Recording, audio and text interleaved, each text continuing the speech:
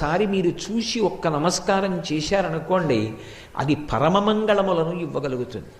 రెండు, హనుమ యొక్క ఉపాసనలో ఉన్నటువంటి అత్యద్భుతమైన విషయం, ప్రతిరోజు హనుమ యొక్క ముఖాన్ని ఎవరు చూస్తారో, ఎవరు ఆయనకి నమస్కారం చేస్తారో అటువంటి వారి యొక్క అజ్ఞానము తొలగిపోతుంది. చాలా తొందరగా వారికి జ్ఞానకటాక్షము కలిగేటటువంటి అదృష్టాన్ని పొందుతారు.